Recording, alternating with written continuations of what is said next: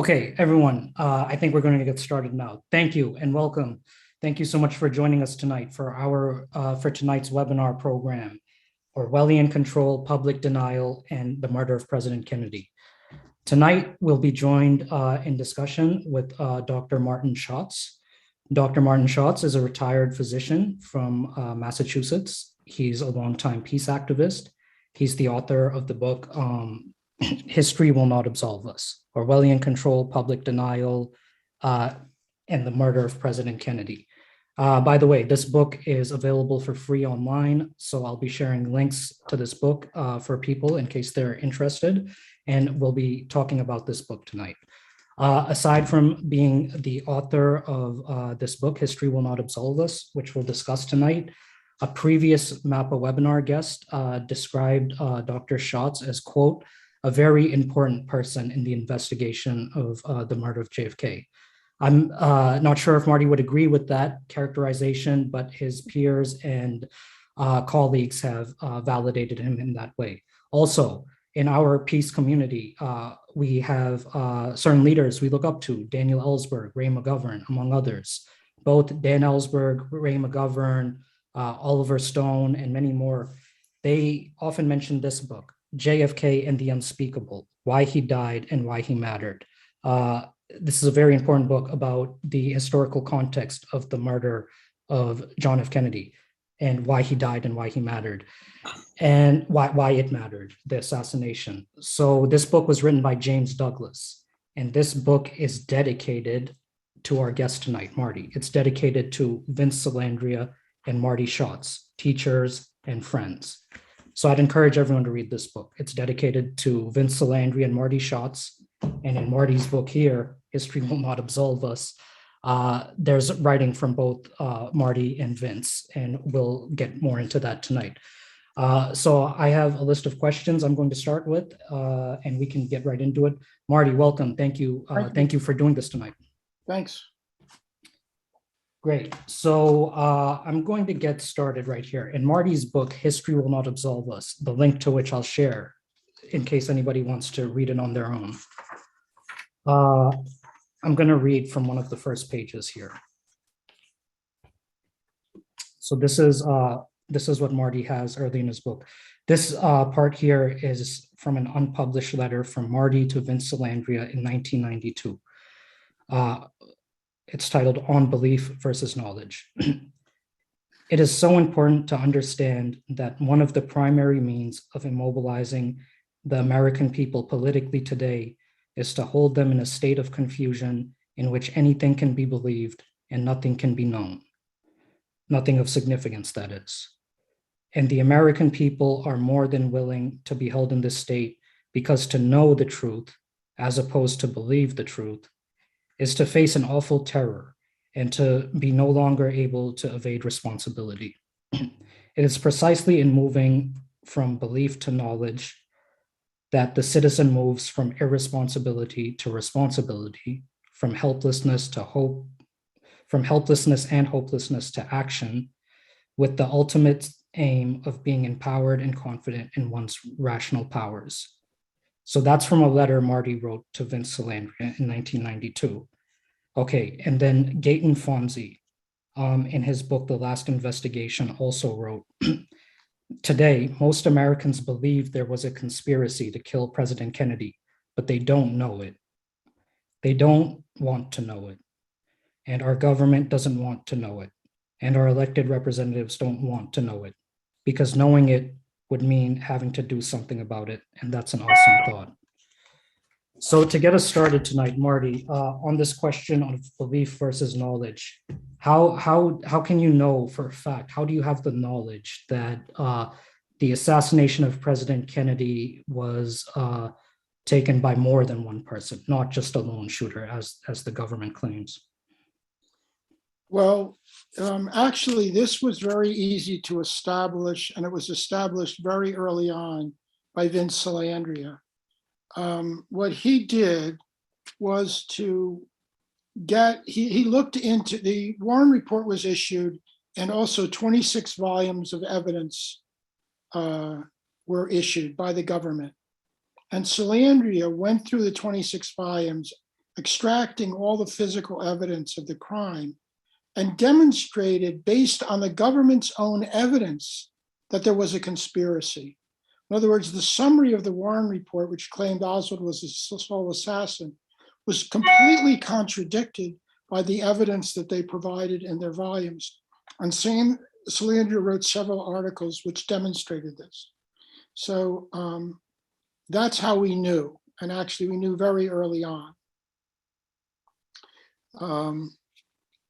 Does that answer your question? Yeah, sure. So yeah, what Marty's talking about, and he has 3 articles in this book of his by Vince Salandria about how he using the Warren Commission's own evidence, how they were able to deduce logically that there was more than one shooter. The Warren Commission claims that President John Kennedy was killed with 3 shots from behind from one shooter. Okay, when you assassinate a president in front of dozens and dozens of witnesses in Dallas, it leaves behind a whole trail of evidence. Okay, different people got hit. John Kennedy got hit. The governor of Texas, who was sitting in front of him, got hit with bullets. A stray bystander got hit by bullets. There's somebody, a bystander in the crowd, was recording it. So there's a video, there's a Zapruder film. There's all this sorts of evidence.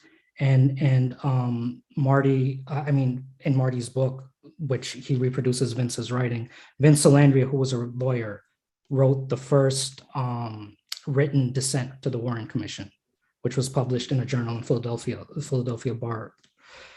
And Marty, could you talk more about those articles, how Vince was able to find these inconsistencies in the Warren report and deduce from their own evidence that it was a conspiracy? The important thing is that we're not just talking about inconsistencies. We're talking about evidence which thoroughly proves there was a conspiracy. And I can just go through that very quickly. A couple, there's tons of evidence actually, but to just go through a couple pieces of the evidence very quickly for people who might not be familiar with it. The Warren Commission had a bullet which was found in Parkland Hospital, which linked Oswald's gun to the crime. This bullet was found on a stretcher. It was completely pristine. You might want to show a picture of it, Amar, okay? And so they had this bullet. They also, as you mentioned, they had a film of the assassination by Abraham Zapruder, which forced them to the conclusion that the shots which caused all the damage to Kennedy and to Connally and to this bystander had to have occurred within a certain time frame based on the film, and that limited them to 3 shots from Oswald's bolt-action rifle. So they had to explain all the damage with 3 bullets.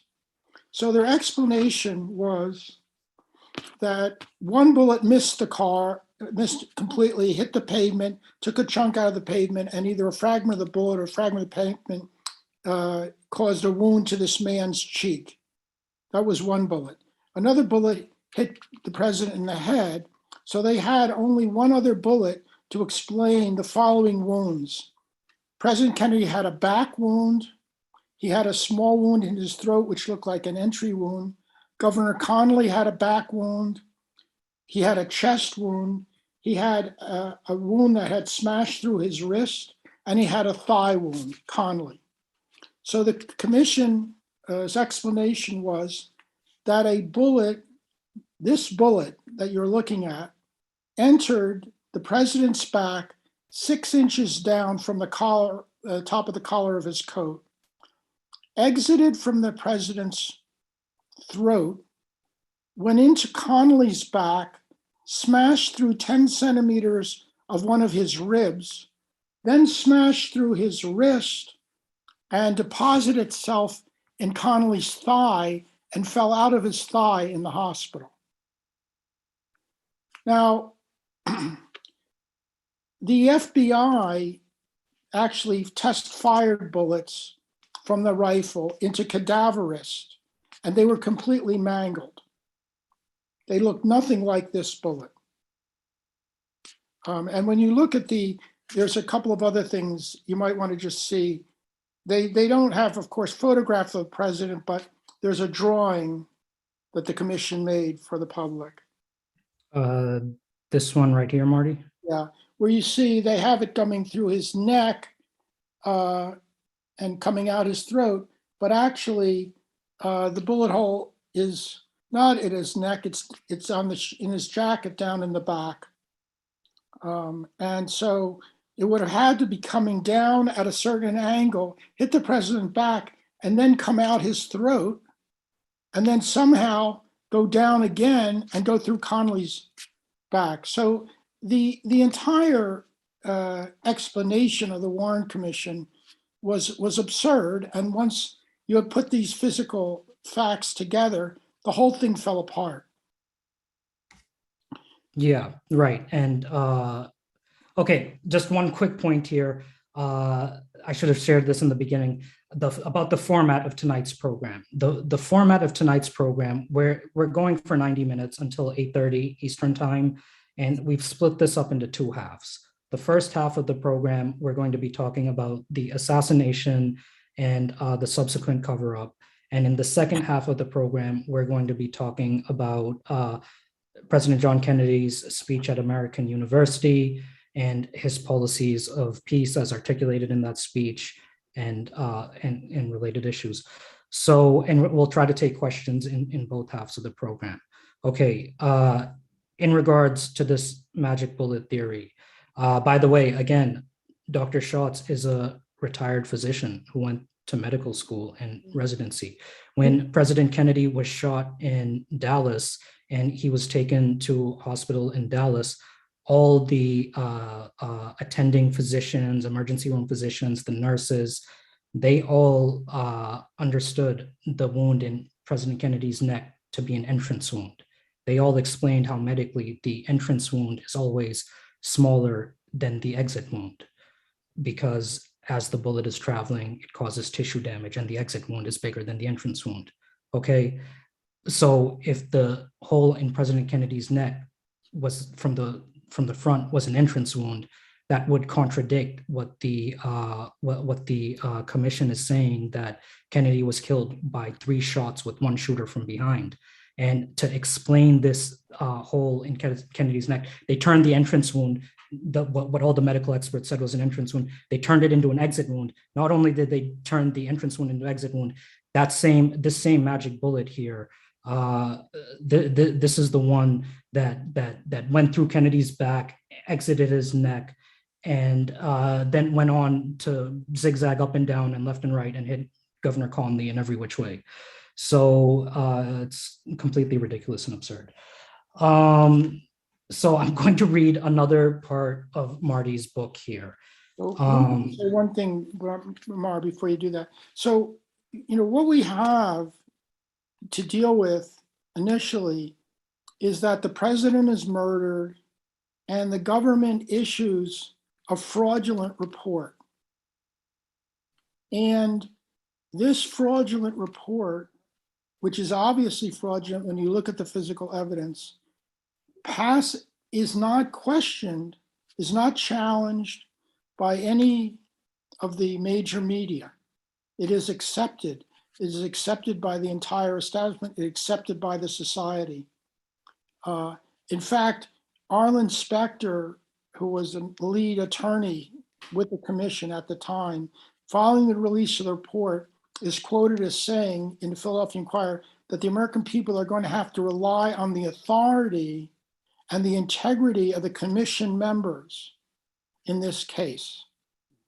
So you really have a choice. You can rely on the authority and the integrity of the commission members and turn away from the physical evidence of what occurred, or you look at the physical evidence, what occurred, and you realize that there is no integrity here when it comes to the murder of the president. Mm-hmm. So again, which is a very disturbing thought. Yeah, it's disturbing and it's profound in ways that I'm still processing. So if people have any doubts about what we're saying, that the Warren Commission story that President Kennedy was killed by a lone shooter with 3 shots from the back, and that that's a lie, that the Warren Commission lied. If people have any doubts about that, I would challenge them to read Vince Salandria's articles in Marty's book, which I'll share with everyone for free. So I challenge people to read that and see if they still have those doubts. Marty, in your book, you again, early on in the book, you reproduce some writing from George Orwell, from George Orwell's book 1984. Okay, I'm going to read it. On Crime Stop. The first and simplest stage of discipline, which can be taught even to young children, is called in newspeak Crime Stop. Crime Stop means the faculty of stopping short as though by instinct at the threshold of any dangerous thought. It includes the power of not grasping analogies, of failing to perceive logical errors, of misunderstanding the simplest arguments if they are inimical to ingsoc, and of being bored or repelled by any train of thought which is capable of leading in a heretical direction. Crime Stop, in short, means protective stupidity. So again, that's what George Orwell wrote in his book, 1984, and Marty reproduced it in his book, History Will Not Absolve Us. Marty, why did you include that part about Crime Stop in reference to this murder of President Kennedy? Well, the reason is that once you see that there is no question that there was a conspiracy, the question then becomes, well, what was the nature of the conspiracy? Okay. And basically, well, let me go back. There's a difference between, again, what we talked about to begin with, the believing there was a conspiracy and knowing there was a conspiracy. Okay. So one of the ways that this whole issue has been dealt with by mass media is to call people who talk about the conspiracy theorists. You know, so you're only putting forward a theory. It's not something you know. And if you say you know it, you're sort of a fanatic or on the fringe of something. So there is this, and for the most part, I think people would prefer to believe that it's only a theory, it's not knowledge, because again, if we don't really know there was a conspiracy, we really don't have to responsibility for doing anything about it, because it might be a conspiracy or it might not be a conspiracy. So from my point of view, what Orwell was describing in terms of Crime Stop plays a very significant role in how the general public responds to this whole situation, and how the public is sort of led into continuing to be confused and not really want to face what clearly happened in this situation. So that's the first thing I would say. The second thing is that once you know there's a conspiracy, you ask yourself, well, what is the nature of this conspiracy? And you begin looking at the evidence that surrounds the crime. You start asking yourself, well, who was Oswald? Here is a person who was in the Marines, had security clearances, learned Russian in the Marines, leaves the Marines, supposedly defects to the Soviet Union. The Soviets don't really trust him. He supposedly claims he's going to be giving away secrets to the Soviets when he defects. 2.5 years later, he decides he wants to come back. He writes to the embassy in Moscow. They get in touch with the State Department. He's brought back. There's no charges in relationship to him. There's no investigation in relationship to him. He's going around. He's living in New Orleans and Dallas. He sets up his own Fair Play for Cuba committee in New Orleans. New York headquarters of Fair Play for Cuba knows nothing about this. Okay? And you begin to ask yourself, well, what kind of person does this? What kind of person defects, comes back, his way was paid back, way back to the United States was paid by the US government, and there's no investigation, no lookout cards on him, no listing of this guy as a security suspect. So when you begin to look at what is, it's one aspect of what surrounds the crime. Another aspect that when you start looking at it is that there were multiple plots built into the evidence. There was a Russian plot built into the evidence. There is a Cuban plot built into the evidence. Of course, there was the lone assassin idea. There was even a Conley plot built into the evidence, where a letter was released early on from the government that Oswald had supposedly written a letter threatening Conley's life, so that if it turned out that they might need to have an alternate explanation, and one alternate explanation would be that he wasn't shooting at Kennedy, he was shooting at Conley, and he hit the president by mistake. So, trying to say, when you look at this whole collage of evidence that surrounds the crime, you have to ask yourself, who is capable of doing this? Who is capable of orchestrating such a web of evidence in this case? And from my point of view, there's no other alternative than the U.S. government's national security state. Okay. Right. And okay, so on previous videos, and that's where Crime Stop begins to operate, from my point of view. You don't want it, people don't want to come to that conclusion that the president has been murdered by our own government,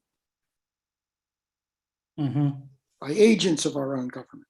Right.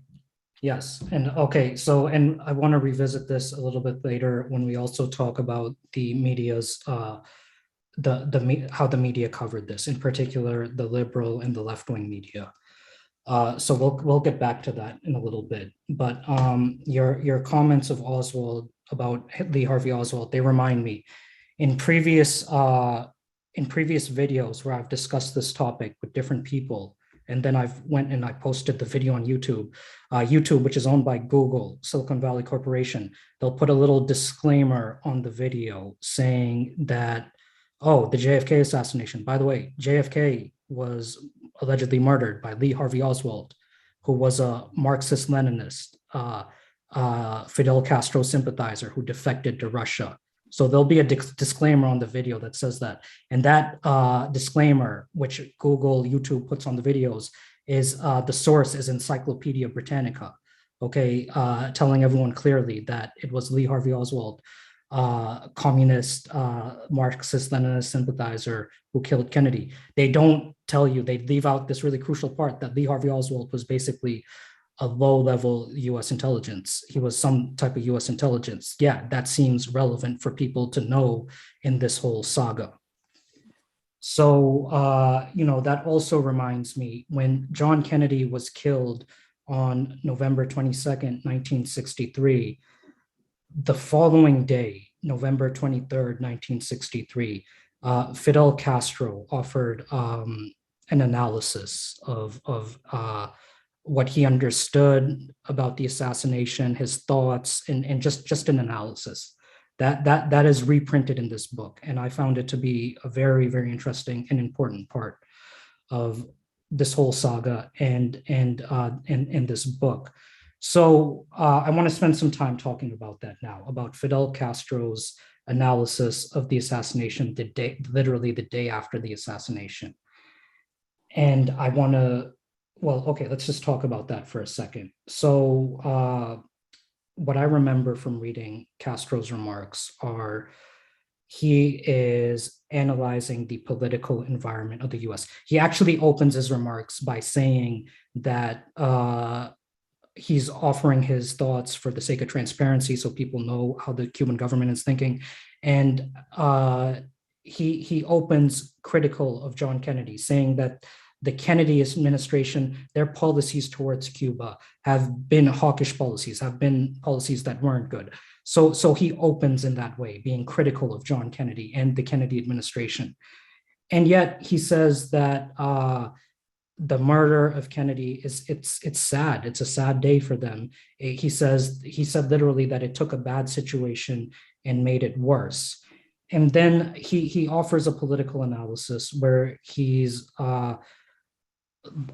looking at the political environment of the US at the time, and he's pointing out how the controversy at the time, the criticism Kennedy was getting at the time, it was from his right. People were criticizing him, saying he was too weak on communism. He didn't go far enough with the Cuban Missile Crisis. They were critical of the nuclear test ban treaty. So they said that was the controversy at the time. They thought that Kennedy was weak on communism. So this whole narrative of a left-wing fanatic killing Kennedy, Castro was immediately skeptical of that. He thought that if it was a fanatic at all, it would have been a right-wing fanatic, just because that's what the political dynamics were at the time.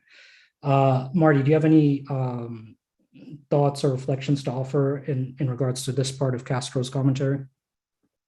Well, one of the reasons I had it in the book was that I thought it was an example of a very sophisticated person sitting down, reading the US press and trying to figure out what had occurred. And that's what he basically is doing for the Cuban people at that moment. He has the press clippings. He'd been following events leading up to this. He remarks in one point in the speech that a leading right-wing anti-Castro Cuban in Miami had remarked a couple of weeks earlier in the context of criticizing Kennedy that a coming event may cause the United States to change its attitude. And he noted that in the press at the time and wondered what that person could be talking about, what coming event.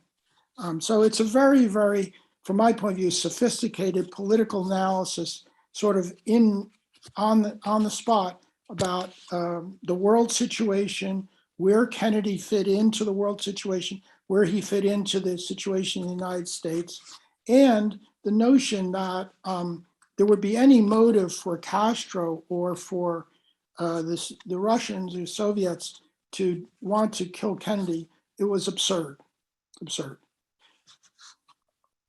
Yeah, and he also offers a media critique. Essentially, what's a media critique by the media reports coming from the US about the assassination.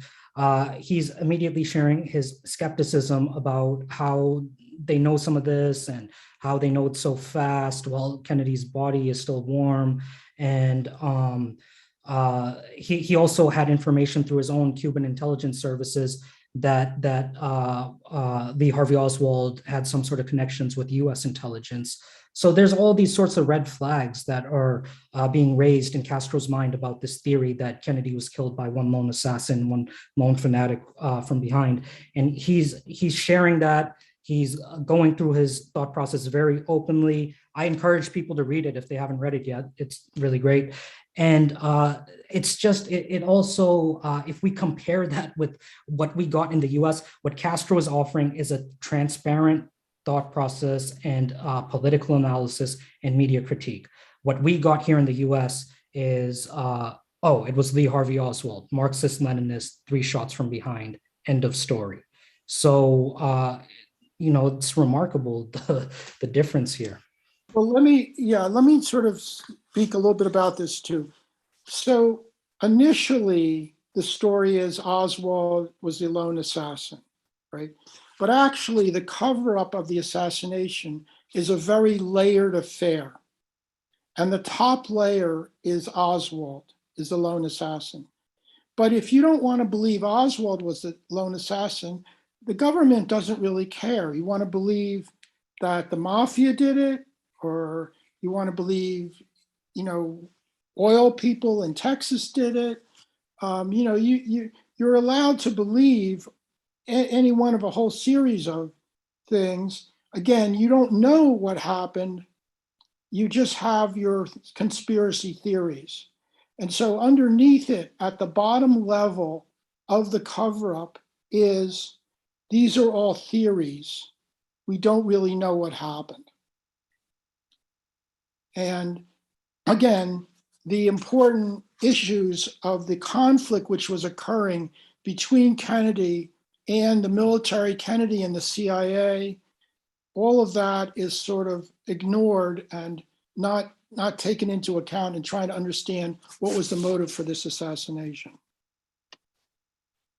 Yeah, that's right. And if people are interested and want to look more into that, what you just described, Marty, the motive behind the assassination, the relationship between Kennedy and the military-industrial complex and U.S. intelligence, I would suggest they read Jim Douglas's book, JFK and the Unspeakable, which goes pretty deeply into that and educated me a lot about all of that. Marty, I want to talk more about so I honestly think that and in this book, JFK and the Unspeakable, Jim Douglas describes a lot of people who did things similar to what Marty and Vince were doing, like truth seeking essentially in regards to this assassination. Some of those people got killed. Some of them died in very mysterious circumstances. Others had suffered really serious professional consequences. They suffered professionally. They were delegitimized in their careers. So I think that what Marty and Vince did is actually very profound, and Jim Douglas, and I think it's very courageous. And it's we're fortunate. We're all lucky, Marty, that you and Vince and Jim Douglas and others, many others, went through this process and helped piece together this puzzle for everyone. Okay, so we're all fortunate for that. However, this for me to seek education about this and learn this, I was left to learn from Jim Douglas, from Marty Schatz, from Vince Landria. This was not taught to me by our institutions of academia, of media, from our institutions. So I want to talk a little bit now, Marty, about how did the liberal and the left media respond to that? You all, Vince Landria saw these inconsistencies in the Warren Report, which you go further and say it's worse than inconsistencies, but the Vince Landria saw it and wrote about it. So let's talk about the Nation magazine and other liberal left media. This was right there for everyone to see. What did they do with this? How did they respond to this? There is a whole section in my book on what I would call the left establishment, of which the Nation magazine might be the prime example. And just as the other parts of the establishment refuse to take up this case and turn away from the fact that the president has been murdered and a fraudulent report has been issued, the Nation magazine did the same at the time and has continued to do that through all these years. There is a sort of blanket denial of an obvious reality here. And this is part of the reality of our culture, our political culture, that we are faced with, we have to deal with. There is a whole section in my book where this can be, where you can read about this. Can you tell us who was Fred Cook and who was Casey McWilliams? Well, the one of the documents in this section is a long essay by Fred J. Cook, who was a major writer on the left, investigative reporter, and had published a great deal of material in Nation magazine. And he started looking into the case and started seeing some of the obvious, problems with the Warren report. And so he wrote to Kerry McWilliams, who was the editor at the time of the Nation, and who had very close relationship with Fred Cook, and started, pressing Kerry McWilliams to be willing to publish material in the Nation. And he hit an absolute stone wall. Could not be done. Yeah, and I say by Fred Cook on that. Yeah, I found that essay in Fred Cook in your book so interesting, and I in my ignorance I didn't know who Fred Cook was at the time, but when I looked it up, he was this prolific writer, publisher of many books, exposed much of the military-industrial complex, one of the really important reporters, foreign policy reporters at the time. And he got to print what he wanted to in the Nation, except for his skepticism about the JFK assassination and his analysis of it. So, I just thought it was really interesting when I was reading this. At one point, I just want to share one point from his excerpt here. He's talking about, some of the grief he got professionally for his interest in this topic. And then he writes, on the domestic front, I was also getting a lot of flack. Julia had never questioned my writing decisions, but she did now. Why don't you just forget it, she asked. Kennedy is dead, and nothing can be done about it. I explained my fear that an evil, dangerous precedent had been set. Well, who are you to challenge the Warren Commission? She asked. Exasperated, I snapped. Well, God gave me a brain to reason with, and just plain common sense says they were wrong. It's like adding 2 and 2 and getting 6. It doesn't make sense, God damn it. So I really liked that part of what Fred Cook was saying, because it reminds me of something I read in the Quran, which God wrote in the Quran, that God gave you a brain to use it. And that's what Fred Cook is saying. God gave him a brain, so he's going to use it. So I want to be like Fred Cook. All right. So what I want to talk about now is the CIA was it was created formally under President Truman. Okay. When President Kennedy was killed in November of 1963, a month later, in December of 1963, President Truman wrote an op-ed, which was published in the Washington Post. Marty, can you talk about that op-ed? What is he saying, and what's the significance of this? He was questioning the role of the CIA without explicitly saying, the CIA had killed the president. He was questioning the power that had accrued to the CIA. And in the context, one could read it as relating to the assassination. And that op-ed was basically suppressed after initially being published. It was suppressed. And again, you can read it in the book. Yeah, it's in the book, and Truman, you can read it in the book, as Marty says. So Truman is talking about how he wanted to create the CIA for intelligence gathering, and they've gone far beyond that. And what they're doing is essentially policy making. It's become like a policy making thing.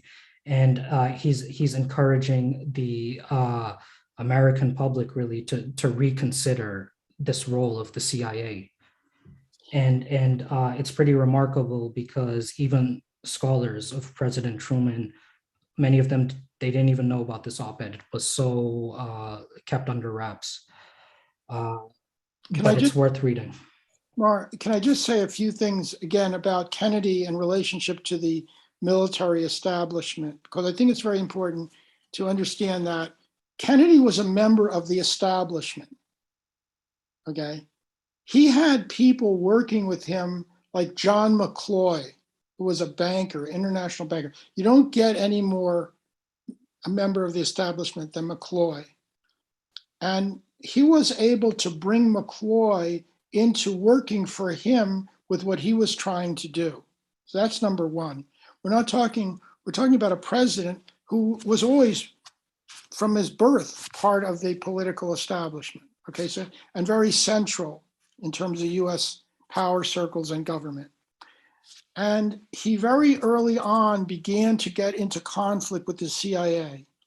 At the Bay of Pigs, the CIA had planned for a US invasion. Even though Kennedy told them beforehand there was not going to be any US invasion to aid the Bay of Pigs invasion, the CIA was under the impression that once the thing was in motion, and if the Cuban were being destroyed, they would be able to force Kennedy's hand and bring the US military into the situation.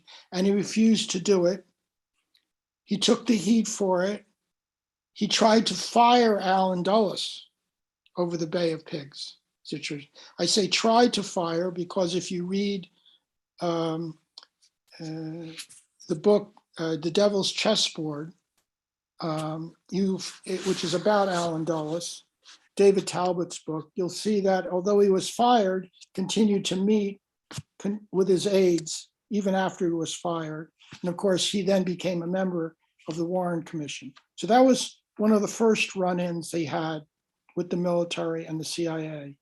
Of course, at the Cuban Missile Crisis, there was tremendous pressure on Kennedy to attack Cuba and to risk nuclear war with the Soviet Union. And he resisted it. Partly he resisted it based on the fact that he and Khrushchev had been engaging in private correspondence and had an understanding of each other. And Kennedy was able to have some understanding of where the other side was at in this whole situation. And he he negotiated with Khrushchev a resolution of the Cuban Missile Crisis, and the military was furious about this. So there was that. There was then, as we'll get into, the American University speech, which we'll talk about, and the Test Ban Treaty. All of this moving the United States out of the Cold War, which was a decision that he makes after the Cuban Missile Crisis. So in terms of the power structure within the United States and where Kennedy was moving, he was clearly moving against very, very entrenched power. Right. Yeah. And it's remarkable because, as you mentioned, Kennedy comes from that entrenched power. So to be at odds with them. Well, once he went through the Cuban Missile Crisis, there's a change in his perspective. He sees the danger of the situation, and he comes to the conclusion that the US needs to get out of the Cold War and there needs to be a modus vivendi. There needs to be some kind of coexistence, peaceful coexistence with the Soviet Union. And he begins to move more and more in that direction. And included in that were negotiations in the UN, which were looking to normalize relations with Cuba. And and this is all these developments. And one of the important things about Castro, again, going back to Castro's speeches, he helps you look at, what are the options within the United States? This is an imperial power, but within the imperial power, what role are particular individuals playing? And Castro focuses on the significant role that Kennedy was playing within this power. Yeah, right. Okay, so I think that covered much of what I wanted to discuss in this first half of the program. We spoke about a lot, Do and you want to let any people have any questions, or? yeah, definitely. We should take some questions. I just want to say before that that if anybody doubts any of this stuff, I would encourage them to read this Right. book and see how they feel afterwards. And let me say, the book is written not to convince anyone of anything. The book is written so that if you want to look into these matters, the documents are there, you read them, you figure out what you think. I tell you what I think, but you figure out what you think. Mm-hmm. Okay. All right. So let's take a couple questions before moving on to the second half of the program about the American University speech and nuclear disarmament and more. So we'll take a question from Michael, and then we'll take a question from Todd. So Michael, do you want to go first? Yeah, can you hear me? Yeah. The question I have deals more with the why. So, and then the effect on Johnson and Nixon. So we've been talking a lot about the what and a little bit about the why, but the effect on future presidents like Johnson and then the whole thing with the mass murder in Indonesia and the whole thing throughout Latin America, the chain of events that happened after the murder giving the CIA and other players a larger part in foreign, what do you call it, backdoor policies. Thanks, Michael.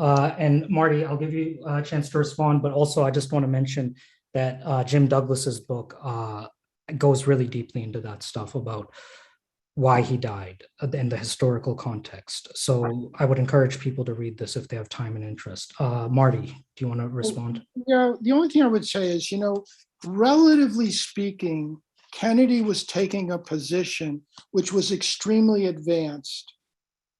And he himself was isolated within his own situation. And so once he was removed, it sort of goes back to business as usual. The military industrial complex, the CIA, they have control, they're able to direct policy. He was standing in the way of this. And, when he's removed, then, we move on. And of course, we've seen in this 50 years, a tremendous acceleration and growth in the military industrial complex and the interplay of the media, Congress, intelligence agencies, all this stuff, what Ray McGovern calls the Mickey map. We have executive order from Kennedy that was declassified in the 90s, showing us that he ordered his armed forces to get troops out of Vietnam in 1963 and to get all of them out by 1965.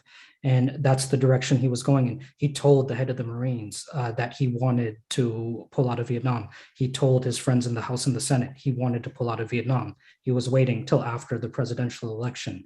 However, he died, and then Lyndon Johnson became president. And then we saw massive escalation in Vietnam. All right, let's take a question from Todd, and then we'll take a question from John Ratliff. Todd. Hold on, Todd, I think you're muted. We'd have to unmute you. Okay, I thought you had to. Operation Paperclip by Annie Jacobson is another book I think is relevant, putting this mosaic together, which leads down to the present day of what it is we are as a nation, how the CIA, the military industrial complex, et cetera, everything that Ray McGovern, who's a friend of mine also, talks about. But, Operation Paperclip talks about we all know that Nazis were brought into the country as scientists, but they're also brought into the country as advisors to what was going to be the CIA, experimenting on prisoners in Berlin and then disposing of them. I mean, a completely horrid history of Nazi-style crimes committed by the United States intelligence agencies and the military.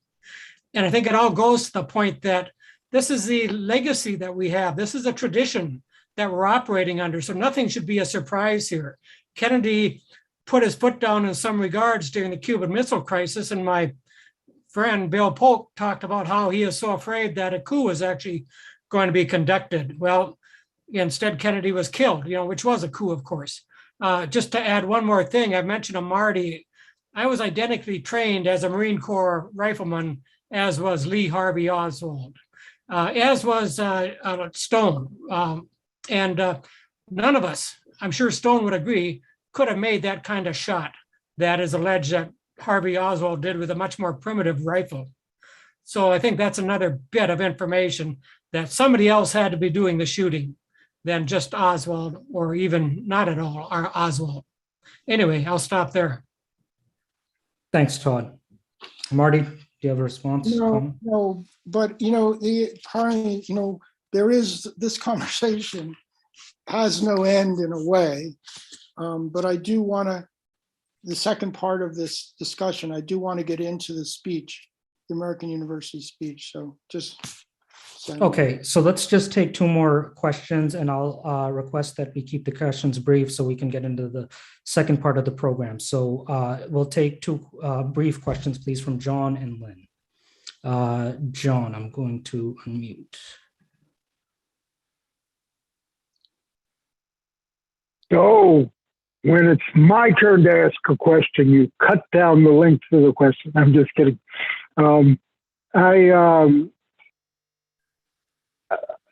There's some things to think about, I think, in that the CIA was not so well established in its power at the time we're talking about as it is today. It had just been formed out of the military intelligence during World War II, and during the Eisenhower administration had been given pretty free rein in foreign policy matters. And I think there's a lot of evidence, in addition to the coups that it pulled, that it viewed assassination as an important part of its toolkit. With the murder of Lumumba, a number of other people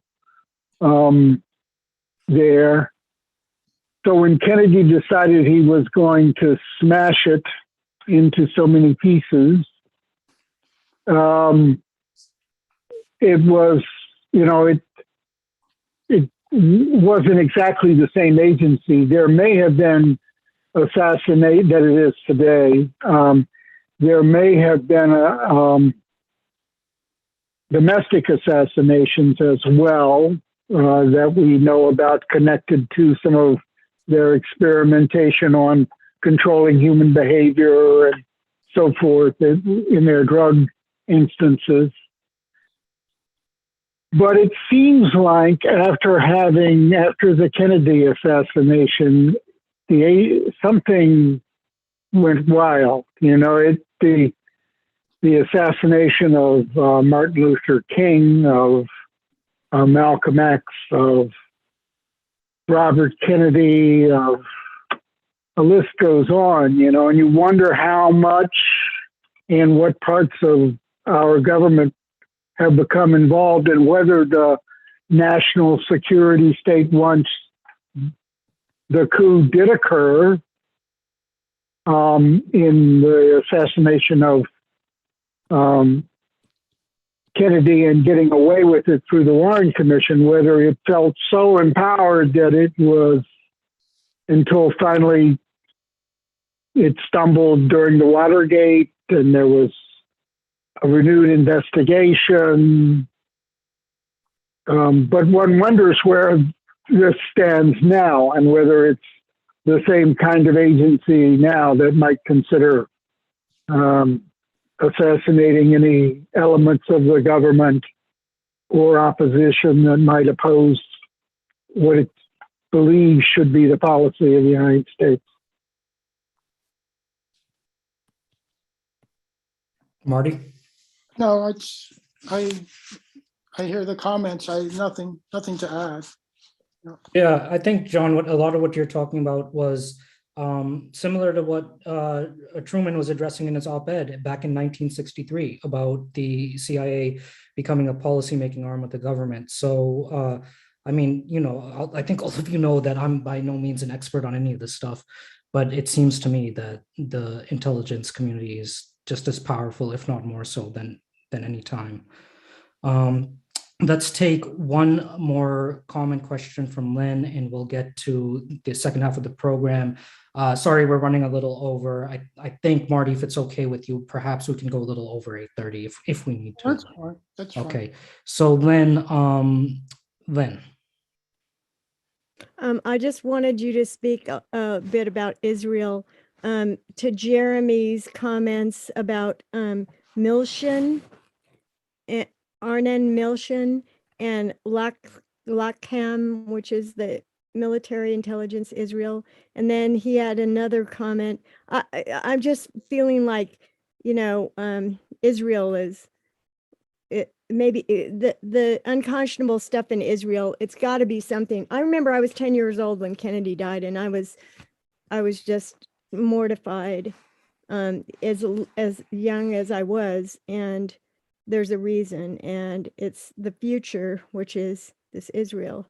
The other person was NSAM 263.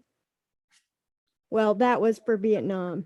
But any thoughts you have on Israel? What was going on back then? Because of what we've come to now is just the end of civilization is happening there.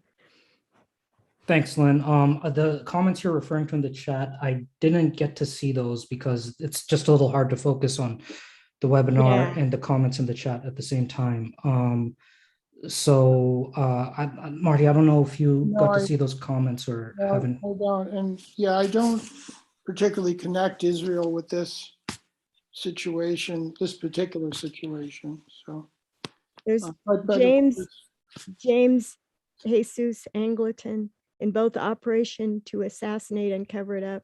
Angleton's position as the head of US CIA counterintelligence desk appeared to directly put him in position to handle Oswald Legend, in addition to being godfather of domestic psychological warfare program MH Chaos, I believe put him in perfect position to run the domestic media cover-up, while also being the guy who misguided CIA into endless Cold War stoking and destabilizing the monster plot, while also being head of CIA Israel desk and recognized as a long-term asset to Israeli intelligence. Yeah, thanks, Lynn. I see that comment now.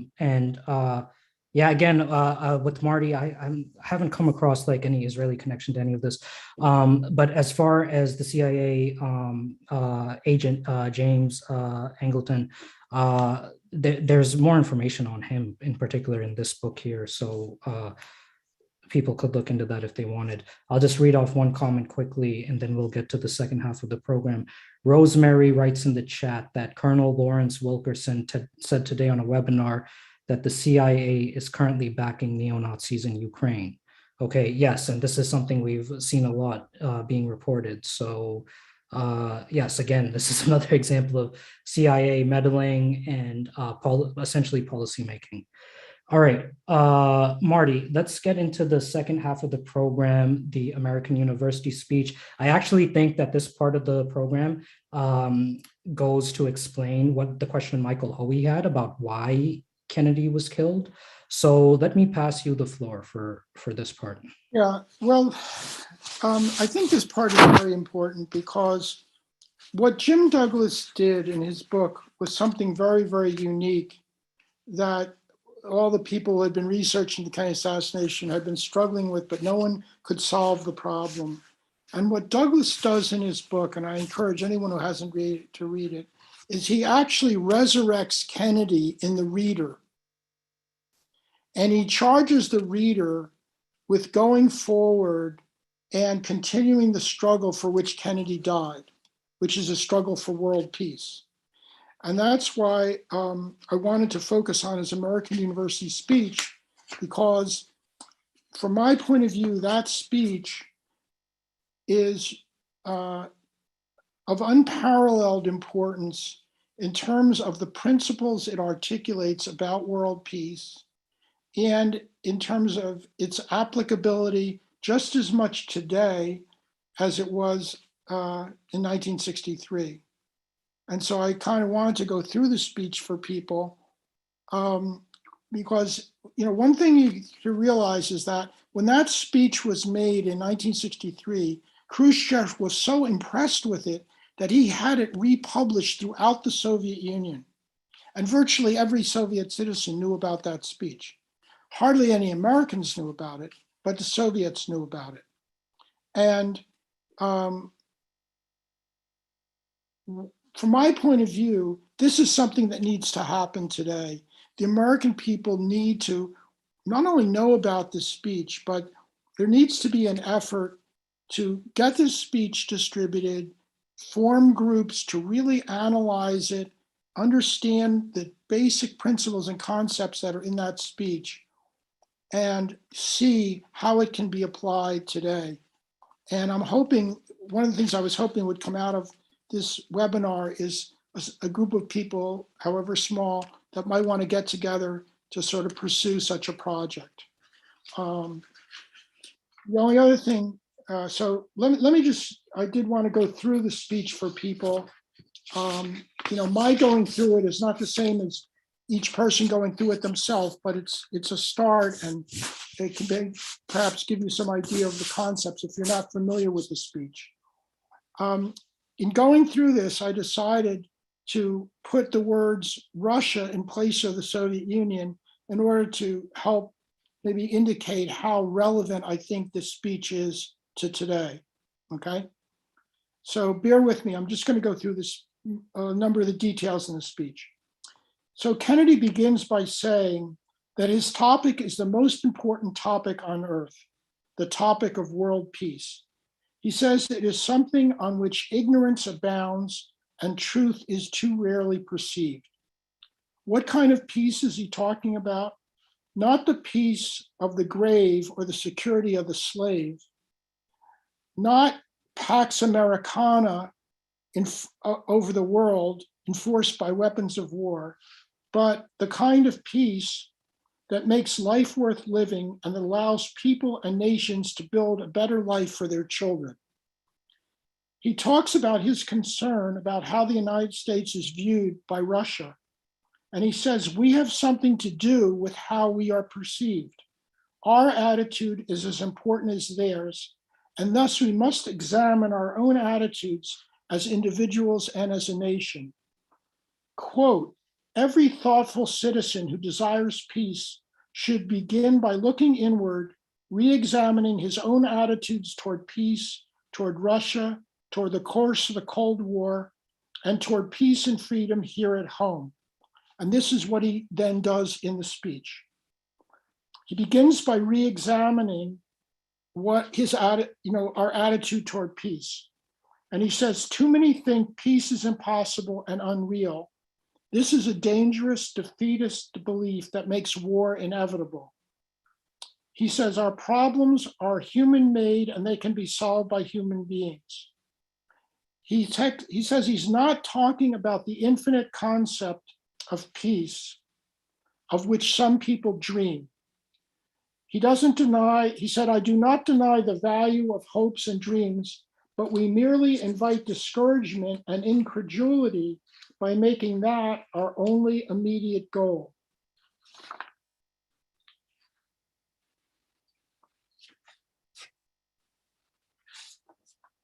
Quote, we must focus on a more practical and attainable peace based not on a revolution in human nature, but a gradual evolution in human institutions, a series of concrete actions and effective agreements that are in the interests of all. There is no magic formula, no simple key. Again, I'm quoting him. Quote, genuine peace is the product of many nations and the sum of many acts. It must be dynamic, not static, changing to meet challenges. Peace is a process, a way of solving problems. World peace, like community peace, doesn't require that everyone love their neighbor, but instead requires willingness to live together in mutual tolerance, submitting disputes to a just, peaceful settlement. And history teaches us that no matter how severe the enmity between nations, time can bring remarkable changes. Quote, so let us persevere in the search for peace by defining our goals more clearly, by making it more accessible and less remote. In doing so, we can help people see it, draw hope from it, and move toward it. In re-examining our attitudes toward Russia, he says we must be careful not to embrace a distorted, desperate view of the other. We must not see conflict as inevitable or accommodation as impossible. We must not allow communication to be nothing more than an exchange of threats. No government or social system is so evil that its people should not be considered lacking in virtue. It is important to recognize Russia's important achievements and understand Russia's history of sacrifices. We must keep in mind that people on both sides have a mutually deep interest in a just and genuine peace and in halting the arms race. Quote, without being blind to our differences, we must focus on our common interests. If we cannot now end our differences, at least we can make the world safe for diversity. In the final analysis, our most common link is that we all inhabit this small planet, we all breathe the same air, we all cherish our children's future, and we are all mortal. Then he goes on to examine our attitude toward the Cold War. And he says, we're not engaged in a debate seeking to pile up debating points. Rather, we must conduct our affairs in such a manner that it becomes in the interest of others to cooperate in a genuine peace. We must avoid confrontations that have only the options of humiliating defeat or resort to nuclear war. Quote, we must seek to strengthen the UN, making it a more effective instrument for developing a genuine mutual security. We need a new effort to achieve world law and to advance understanding and communication. And then he says, our primary long-term interest is in general complete disarmament designed to take place in stages, permitting parallel political developments and building institutions of peace to take the place of arms. At that point, Kennedy announced in the speech that he was declaring a unilateral moratorium on nuclear testing, and that there would be plans to meet with the Soviets in Geneva to try and work out a test ban agreement, which they were able to do. Finally, in examining our attitude toward peace and freedom here at home in the United States, Kennedy said, quote, in too many places, peace is not secure because freedom is incomplete. At the time, I think he was talking primarily about the civil rights struggle, which continues even today. But here I would like to add something, and that is, I think freedom is also something about a topic about which ignorance abounds and the truth is too rarely perceived. I say this because I do not see freedom as separate from income inequality, the role of money in our politics, the culture wars that are being promoted, and many other issues. Finally, Kennedy ends his speech saying, peace is ultimately a matter of human rights, the right to live out our lives without fear of devastation, the right to breathe air as nature provided it, and the right of future generations to a healthy existence, unquote. Great. Thanks, Marty. Let me just say one thing in addition to this. You know, the Buddhists have a saying, when the people are ready, a leader will arise. But what happens if a leader arises before the people are ready? I think what happened to Kennedy is an example of that. I think he was trying to get us ready, but we weren't ready, and we're still not ready as a people. And one of the things I think is so important about this speech and getting it out and getting it analyzed and discussed wherever we can is that I think the concepts in this speech can help us get ready to really have peace and to do the kind of organizing that we need to do in order to insist on peace. Yeah, when I read the speech, I recognized some Cold War tropes and some Cold War mentality, and even still, JFK was challenging the American public to change our consciousness in regards to how we think about Russian people, to accept the humanity of Russian people. And after this speech, that led to a limited nuclear test ban treaty between Russia and the Soviet Union and the US. And that's, I think, maybe one of the most remarkable achievements of Kennedy's presidency, which I never even knew about, and I didn't learn about in school until I read about Jim Douglas's book. So, Marty, there's a lot, you mentioned how you're hoping in the aftermath of this webinar, we can form some sort of committee to carry this forward. And there's been a lot of people in the chat saying that they want to be a part of that. So I'm going to make note of them.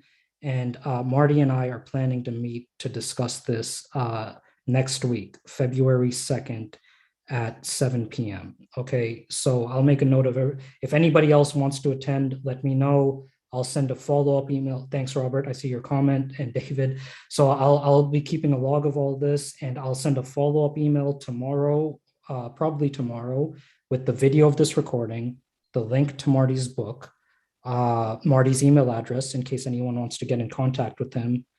And then everyone will have both Marty's and my contact. If anyone else wants to join this meeting next week, just let us know. And if anybody wants to join but can't make it next week, let us know too. And if we keep minutes or if we do a further meeting, we'll keep everyone in the loop. So I see a few hands raised. We have questions from Matthew and Cole. So Matthew, yes, let me unmute. Hey, everyone. Yeah, I was just dropping a few notes in the chat about Michael, I think it's Michael Collins Piper and his book, Final Judgment. His theory is that JFK was primarily assassinated because of the fact that he was trying to shut down Israel's nuclear weapons program. And there have now been recently, and I mean recently as in the last 15 or 20 years, declassified documents that show he had a huge conflict with David Ben-Gurion, where Ben-Gurion was, trying to lie to JFK about this nuclear weapons program in Dimona. So, I just think this is something that needs to be engaged with by our community. Like, I'm not saying for sure, I don't know, I can't prove one way or the other that it's true, but I think it needs to be taken seriously, like whether or not there could have been an Israel connection. And if like James Angleton or people in his sort of sphere of influence were running the show on the JFK assassination, it's really plausible to me that it was like the CIA and then looping in the Meyer-Lansky gang, who is highly connected with Israel, and that that Israel or its sort of associates in the U.S. could perhaps have been involved. So I'm just wondering if you have read Final Judgment and if you have any critical reaction to that book. Thanks, Matthew. I haven't read the book, but I appreciate your comments. So I'll definitely think more about that, and I'll look into the book. So thank you for sharing that. Marty, is there anything you want to say in response? Well, I'm not familiar with the book either, but yeah. Okay, great. Cole. Well, a comment as much as a question, but there is a question in here. And I'm sure there's much more in what you've written, Marty, but what I understood from your presentation is you're making two main points. One is that it couldn't have been a single assassin because of the bullets. And the other is that the national security state had a motive to kill Kennedy because he was for peace. And, the first is probably true for all I know. I haven't looked into it, but it doesn't follow that any particular agency of the national security state would be a lot more convincing if you actually knew who ordered the assassination, who planned it, and how it was done and everything, then it would be more believable. I wasn't planning to bring this up, but as the previous speaker cited, you can come up with all kinds of potential reasons why somebody might have wanted to kill Kennedy, including the CIA or anybody else. That doesn't prove they did it. But that's just one point. On the speech, on the American University speech, yes, it was a significant speech. It did represent Kennedy dialing back the Cold War and sort of starting the whole arms control process. But Kennedy was also a Cold Warrior. Of course, I don't have to tell you about the Bay of Pigs and the Cuban Missile Crisis. I don't have to tell you that Kennedy started the Vietnam War. So on balance, Kennedy was an imperialist, a faithful steward of empire. He did make some adjustments in the policies, but and maybe somebody in the intelligence infrastructure decided to kill him because of that. But doesn't just because Kennedy gave a speech does not prove that's what happened. That's my reaction to your presentation. Okay, well, I guess if there's a question is, do you know who actually killed him and how they planned it and how they did it? That's the question. yeah, I think that what you're saying doesn't have a very sophisticated view of some of these crises, such as the Bay of Pigs and the conflict that he got involved in with the CIA and the military over the Bay of Pigs, and the conflict at the Cuban Missile Crisis and what he was doing.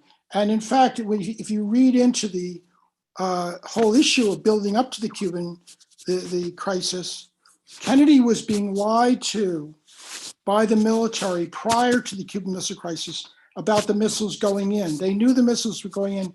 Kennedy wasn't being told, but information was being leaked to Republican congressmen who were then attacking Kennedy for not taking an aggressive enough stance.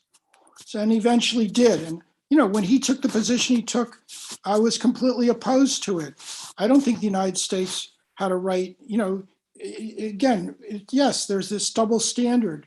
You know, we have a right to nuclear weapons, other people don't have a right to nuclear weapons.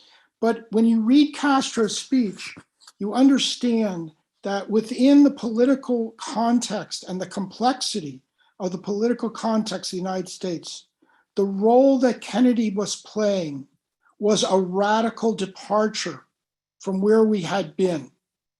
And he was working with Khrushchev to take the US out of the Cold War.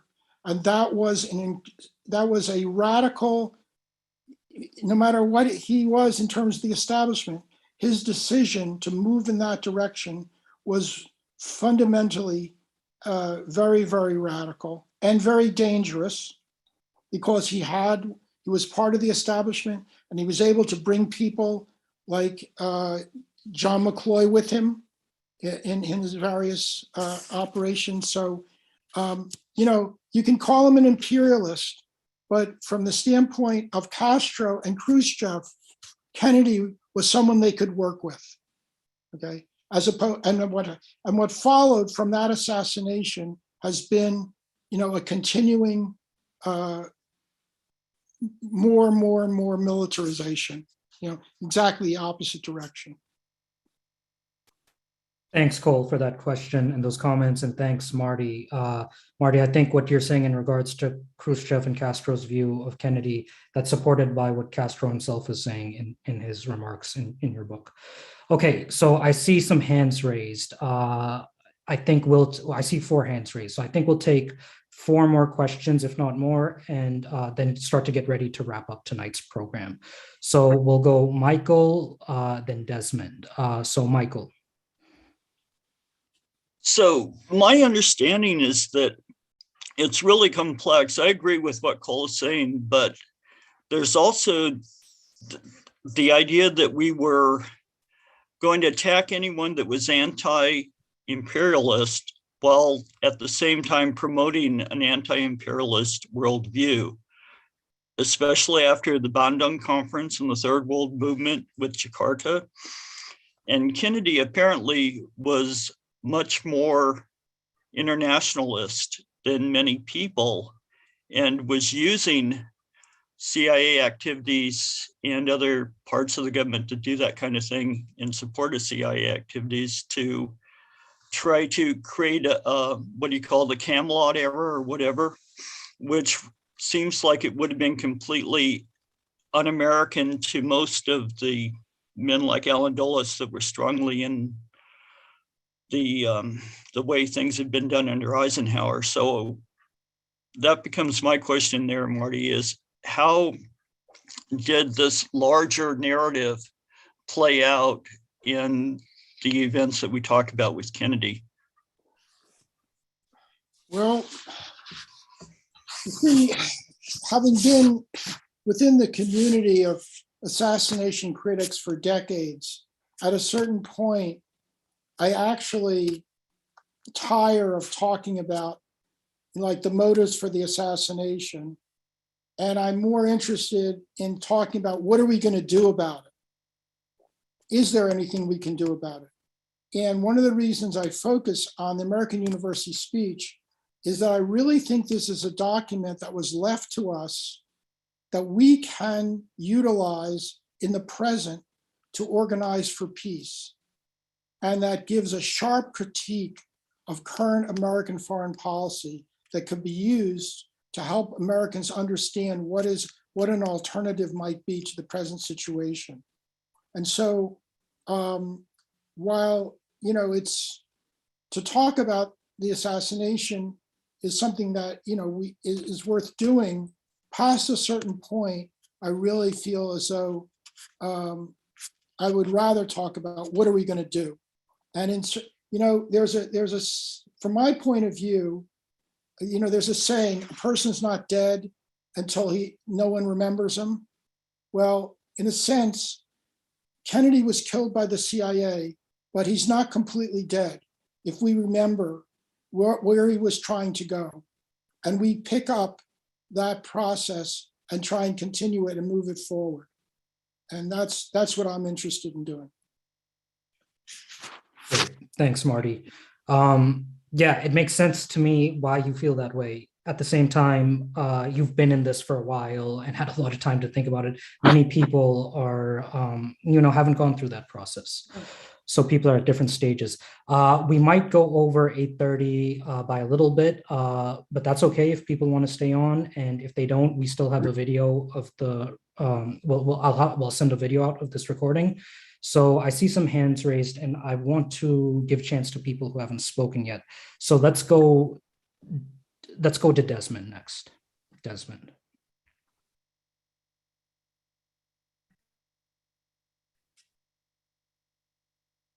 There I am. I'm unmuted, I think.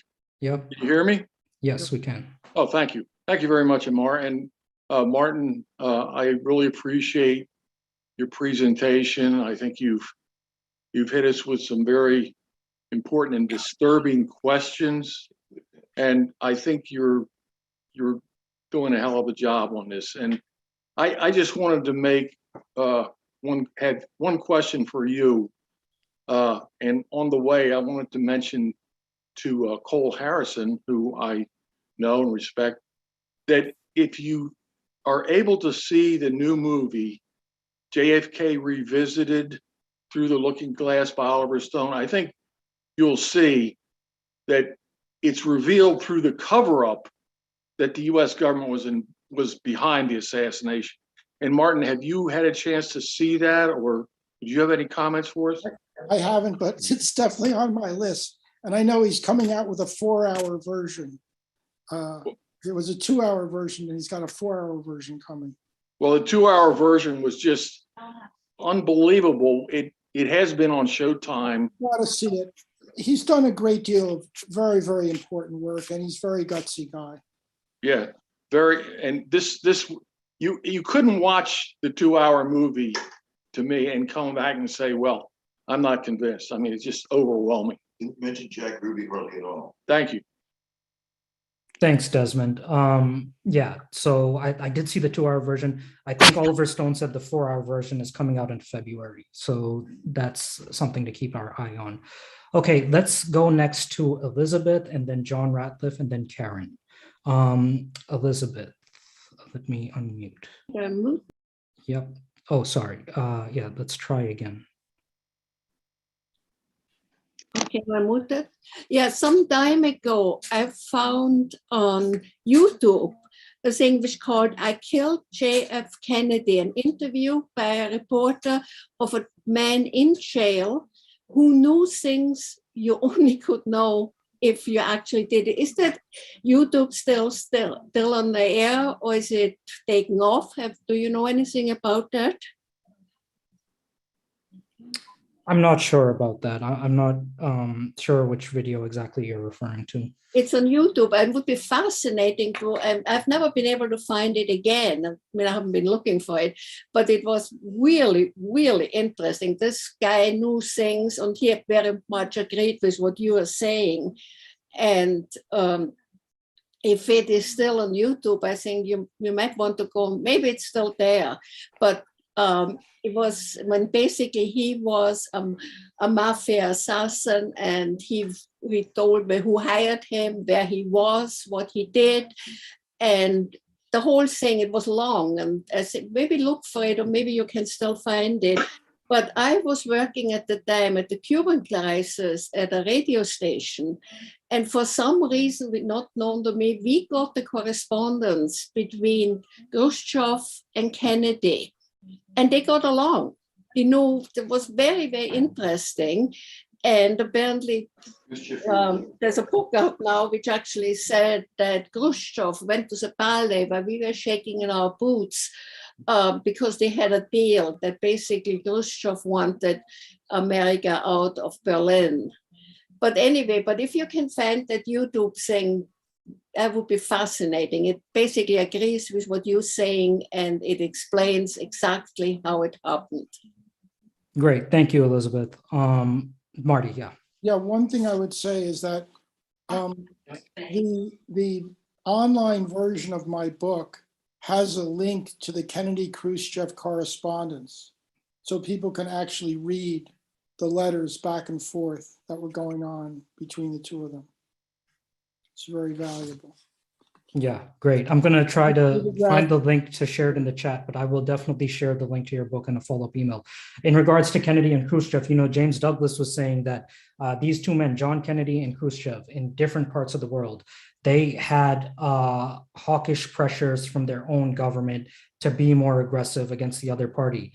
And because of these political dynamics, being at other ends of the world and communicating through letters, they actually became closer with each other, which was remarkable because they were going through similar experiences and also not wanting to blow up the world. So I said to Ray McGovern that if we accept this version, if we accept Kennedy as a peacemaker, which is in debate, but if we were to accept that, then we would also have to accept Khrushchev as a peacemaker as well. Okay, let's go to, we'll go John Ratliff and then Karen and then Ed Curtin. So John. Thank you. In terms of some of the issues that Cole raised, they are interesting issues. I believe if you look, to my satisfaction anyway, studying all of the reasons that you have to conclude that the official story is untrue leads you pretty much to a place where you have to acknowledge there was some level of government involvement in the assassination and the cover-up that followed it. At the beginning of this talk, it was asserted that believing is not the same as knowing, and that knowing would give power and energy to a movement towards achieving some of the goals that it's posited Kennedy was beginning to try to achieve. Essentially an off-ramp from the Cold War.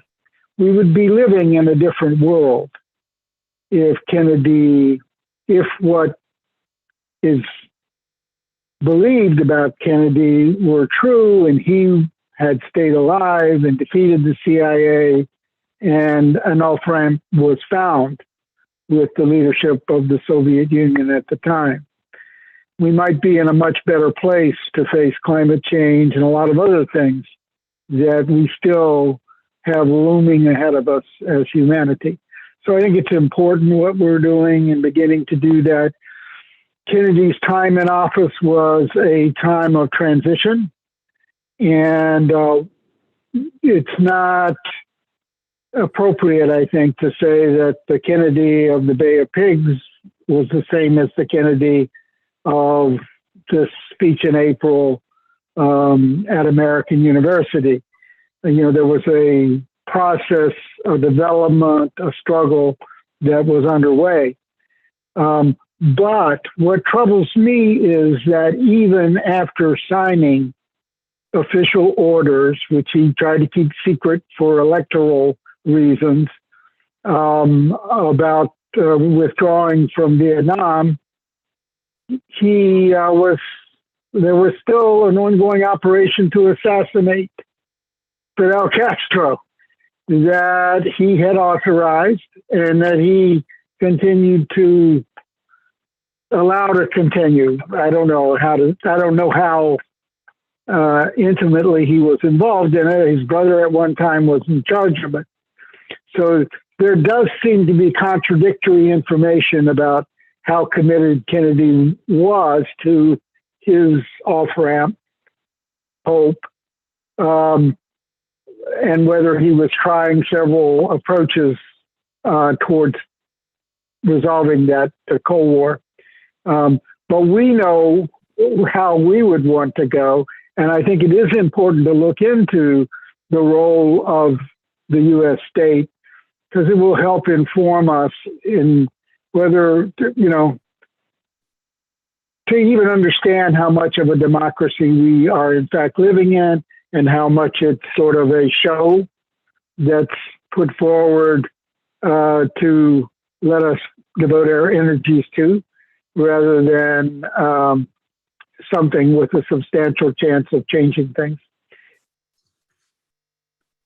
Thanks, John. I think I think your comments are so great.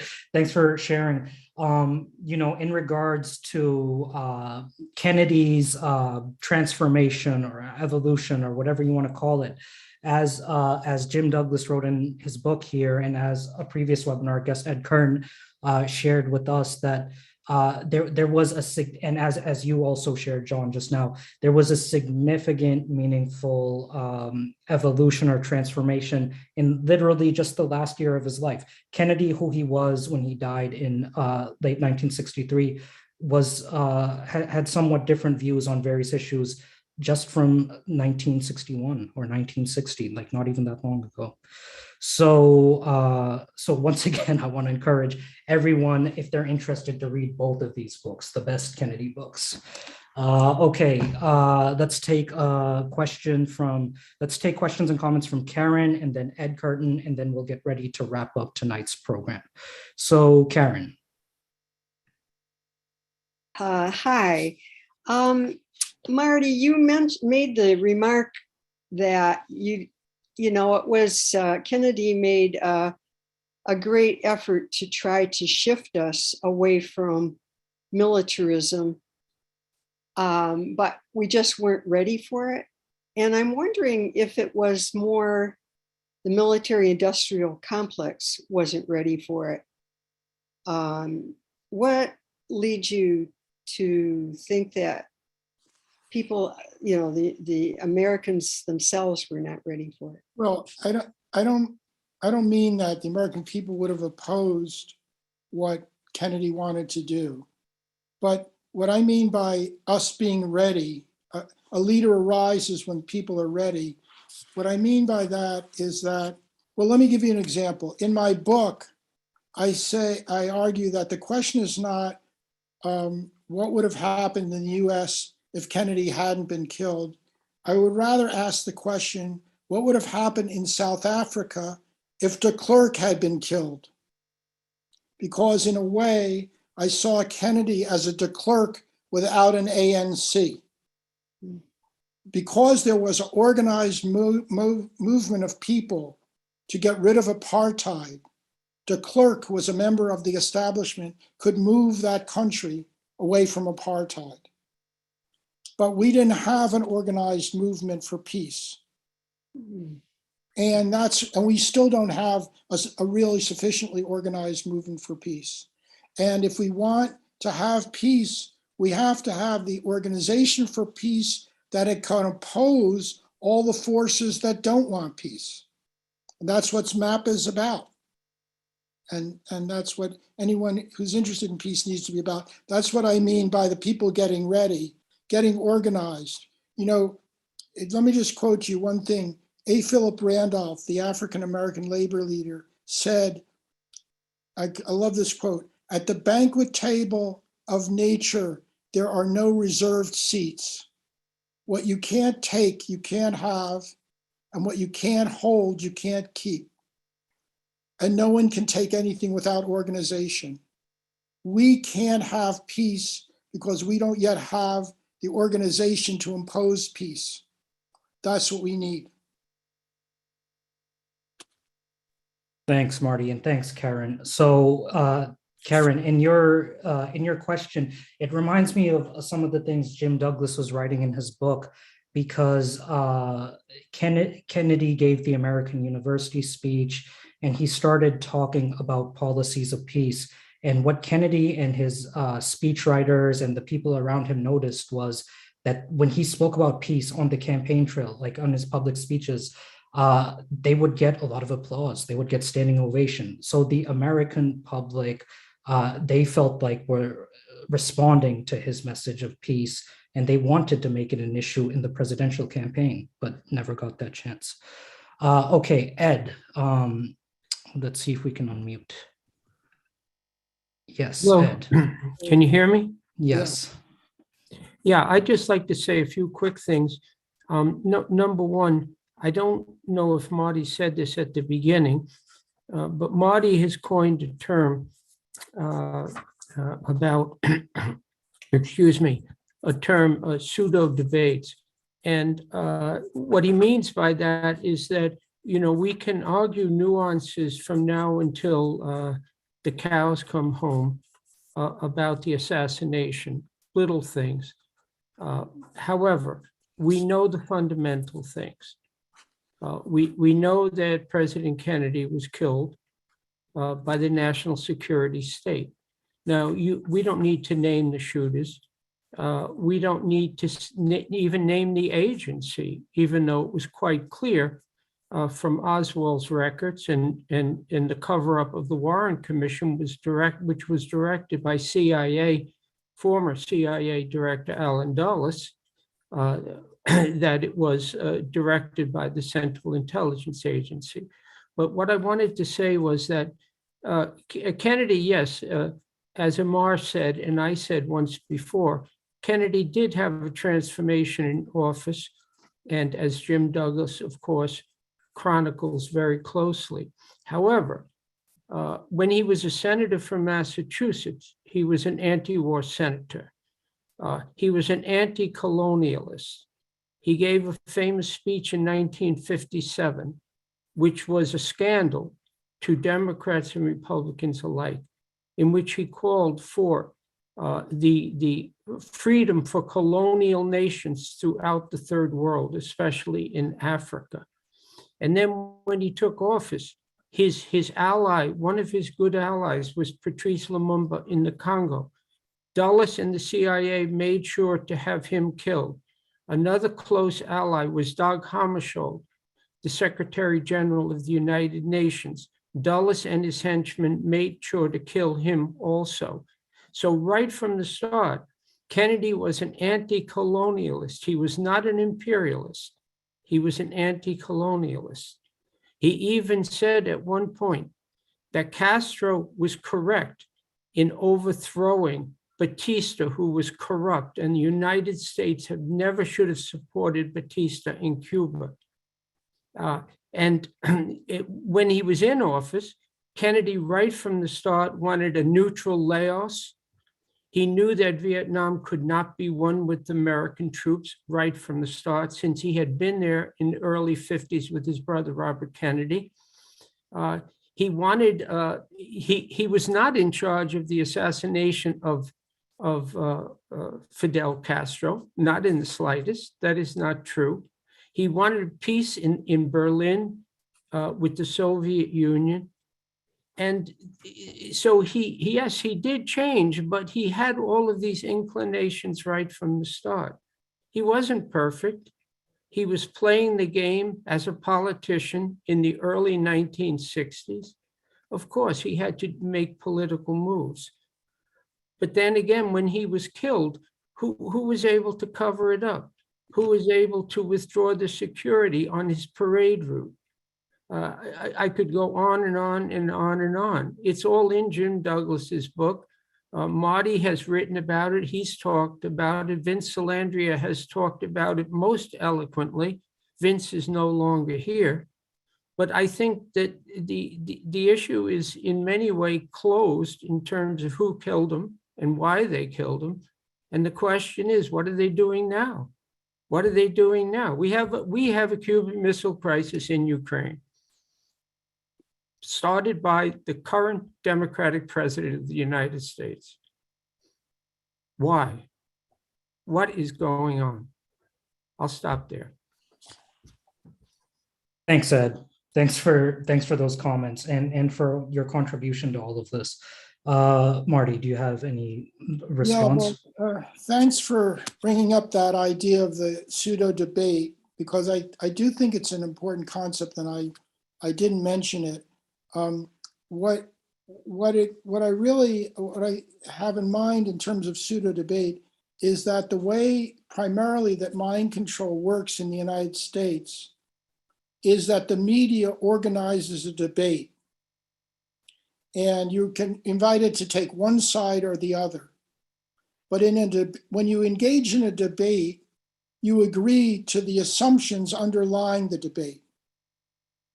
And that is really what they want people to buy into, the assumptions. So they don't care which side you're on, as long as you buy into the assumption.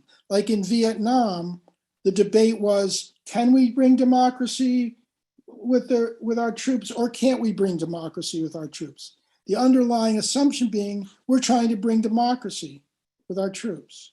And that's what they want people to believe, okay? And so one way of analyzing what's going on in our country and how the media is operating is to look at what's being debated in the media and then ask yourself, what's the assumption this debate is based upon?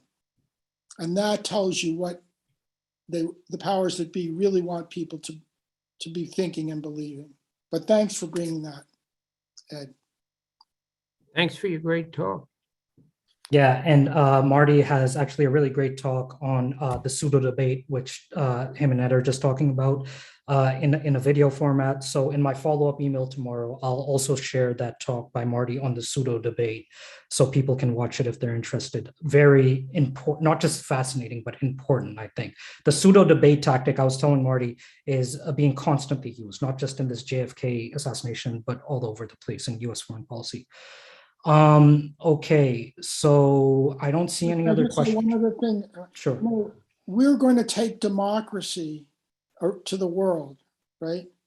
Our president is assassinated and the government issues a fraudulent report and we're a democracy. We're going to spread democracy. We got a lot of work to do. Yeah, and so what I wanted from this webinar, what my goal was to just encourage people to check out these books and think about it for themselves. That was my goal of this webinar. Marty's goal was more ambitious. Marty, or one of the things Marty was hoping for us to meet, form a committee where we can carry this forward. We're planning to meet February 2nd. I'm seeing in the chat a lot of interest in people joining that. So I'll send more information about that in a follow-up email. Please keep your eyes out for that. Marty, before we wrap up the program, do you have any, is there anything any closing remarks you want to say?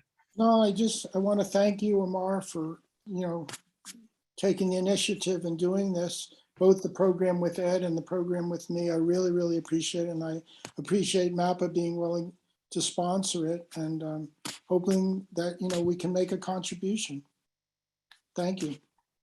Thank you to both of you, Marty and Ed, and Vince Salandria, and Jim Douglas, and the list goes on and on. There's a lot of people who contributed to this over many years, and many of them suffered greatly because of it. Okay, so yes, again, please, everyone, keep an eye out for the follow-up email. To close tonight's program, I'm just going to read an excerpt from Jim Douglas's book.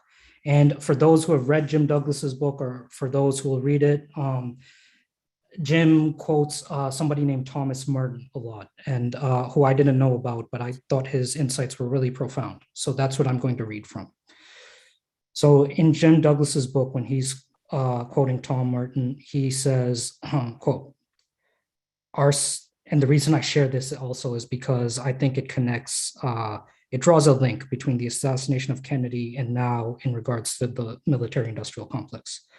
So Tom Merton says, quote, our sudden, unbalanced, top-heavy rush into technological mastery, Tom Merton saw, had now made us servants of our own weapons of war. Quote, our weapons dictate what we are to do. They force us into awful corners. They give us our living. They sustain our economy. They bolster up our politicians. They sell our mass media. In short, we live by them, but if they continue to rule us, we will almost surely die by them. So everyone, thank you so much for joining us tonight, for your interest, your time, your engagement in the chat, and willingness to follow up on this going forward. I'll send the follow-up email as I've mentioned. So thank you everyone, and have a great night.